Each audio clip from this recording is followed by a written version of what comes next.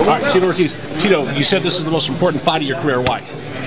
For the world title. I'm at a point right now where everything in my life is where it needs to be. It's kind of weird for this camp. I've been having a lot of deja vu, and deja vu is one of those things that is my life in the right place right now, and I think so. And getting that world title around my waist is my goal. At 40 years old, the injuries I've been through, the horrible relationship I just went through, I want to show everyone who watches this fight that we're able to do anything if we set our minds and our goals high and don't stop achieving and never quit, man. Defy the odds. That's what I'm doing. I'm going to defy the odds. Is this fight for you, or is this to prove something? Because you don't have anything to prove. You've done everything already. This fight's for my fans. I'm going out and I'm going to put it all on the line. I'm going to show that I'm still very, very dangerous. I'm in shape, man. I put in the work.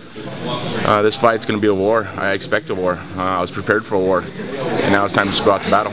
You've been through the wars before. This guy you're fighting, younger, champion 10 times, you're coming to take his belt. What are you looking at from him? Being aggressive, trying to stay on his feet. People said he's going to pull the ground game. I don't think he's going to pull the ground game. I think he's going to try to stand up. I'm ready for his submissions. He tries submissions, I'm going to bash his face in. I don't think he's ever had anybody as heavy as me on top of him, and the time he did, the guy was 205 maybe. I'm a lot heavier, my hips are a lot better. I've been rolling with a lot of black belts, a lot of brown belts. One of the black belts I've been rolling with Scott Carr, who's got me ready for this fight, for the jiu-jitsu side of it. Jason Perillo, I've been sparring with Kendall Grove for my stand-up. Getting used to the length. I'm prepared for everything that Liam has. I just got to go out and perform, and that's my job. I was watching you do single leg takedowns, go back to Cal State Bakersfield. Does that help when you get a guy that big, because you have that wrestling background that you kind of brought into the sport? A guy who's a lot tall like that, it's easier to get the double leg singles, high crotches. Especially jiu-jitsu guys are not afraid to go to the ground. A lot of the positions in there is going to be like that. Him trying to stand up is me ripping him back down to the ground and trying to suck the energy out of his gas tank, and that's what it come down to. I'll be looking for submissions, I'll be looking for damaging, I'll be hitting in every punch, elbow, every position. I'm here to win. Why is Bellator so special to you at this point in your career? Bellator is a free company. This is there's no holds here. I'm able to have any sponsors I have. They support, respect me like no other company ever's done. I really look at it as us fighters, we get respect here, and that's all us fighters really have at the end of the day. And Bellator's stepping up by doing it. Scott Coker has done an amazing job. The whole Bellator team has done an amazing job with the PR stuff. Everything's gone smooth.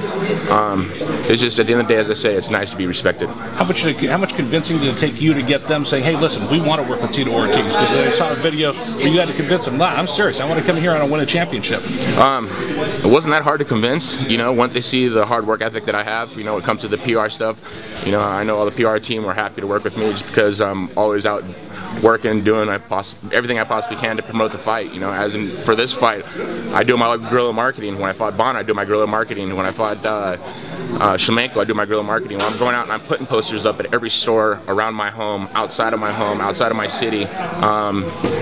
It's just what fighters should do if they want to be shown. I mean, I've worked so hard to this point. I want everybody in the United States to see my fights. I want to see how hard I've worked. One last thing, what are you expecting the fans' reaction when you walk out there, SAP Center, Saturday, September 19th, and your fans get to see you in all your glory one more time?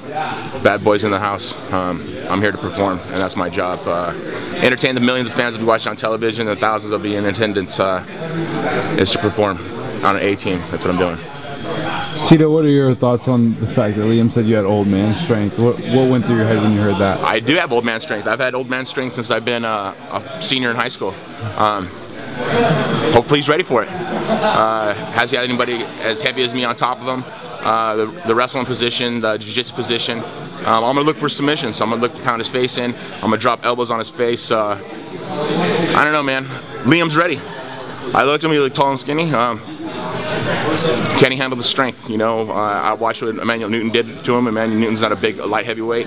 I'm a big light heavyweight. He's fighting a true light heavyweight. I'm looking out for the triangles, looking out for the arm locks, I'm looking out for him to stand up, looking for his punches, count on everything. I don't know, I'm just going to put the pressure on him. I'm going to put pressure on him, and he's going to have a wet blanket on him the whole fight.